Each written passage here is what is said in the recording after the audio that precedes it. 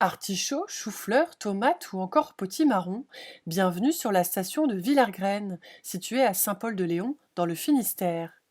Mise en service en 2021 par la SICA, cette plateforme de 7 hectares centralise la réception, la préparation et l'expédition de 80% des volumes de légumes frais de la coopérative. Et c'est ici que travaille Sébastien, 49 ans. En proportion, brocoli, t'es comment là du coup? Ordonnanceur de flux sur la plateforme depuis 2 ans, il est l'interface privilégiée entre les producteurs d'un côté qui apportent leurs légumes à la coopérative et les négociants de l'autre qui les achètent. Il a passé des brocolis en commande hier en fait. Et il attend de l'atelier, je viens d'avoir le responsable d'atelier. Et il veut savoir oui, dans combien de temps ce sera servi pour savoir à quelle heure il positionne son transport. Étant donné l'avancement, et je vois en direct ici ce qui se passe dans l'atelier, donc les palettes qui sortent de l'atelier et que je peux servir directement au client. Donc je lui ai dit qu'il y avait une de prête, c'est ce que je vois sur mon écran. Les autres vont arriver à suivre parce que je viens de l'avoir au téléphone.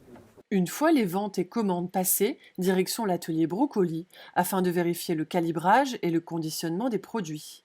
Donc les producteurs récoltent des brocolis en vrac comme ça dans des bacs et ensuite on les passe sur la calibreuse parce qu'en fonction du poids de chaque brocoli, on va l'emballer soit en filmé individuel ou soit dans des colis où ils sont emballés en vrac pour d'autres marchés. Donc on va calibrer chaque palox de brocoli de chaque producteur. Un métier qui demande un très bon sens de l'organisation, de la rigueur, une solide connaissance du milieu agricole, mais également de savoir s'adapter aux aléas climatiques, surtout lorsque l'on travaille avec du vivant. Gilles, ça va? Très bien. Ça va? Voilà, donc Gilles vient de livrer ses fenouilles. Donc par rapport à sa production, il me disait quand même que par rapport aux conditions climatiques cette année, 50% de volume en moins. Donc assez impacté. Je lui demandais aussi quand est-ce que lui voyait ses premières récoltes de chou-fleurs pour avoir une vue globale sur ce qui va venir. Bon, il démarre que mi-novembre, donc pour lui c'est encore loin. Donc les conditions climatiques peuvent se refaire. Ça impacte sur tout ce qui est dans le moment en fait, sur la saison d'automne. Il va falloir être vigilant pour les quantités à mettre en vente et tout ce que l'on peut avoir à faire sur les jours à venir. Et même au niveau des ateliers de conditionnement, de ne pas avoir trop de personnel parce qu'on sera peut-être en sous-volume par rapport à une année normale. Après sa formation à l'ISFEL, l'Institut supérieur de formation en fruits et légumes, Sébastien travaille pendant 5 ans dans le milieu de la grande distribution avant d'intégrer la SICA il y a 23 ans.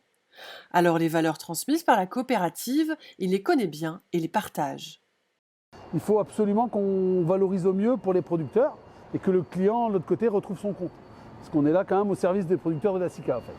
Travailler au service des producteurs et leur garantir un revenu décent, une véritable raison d'être pour la SICA depuis sa création en 1961.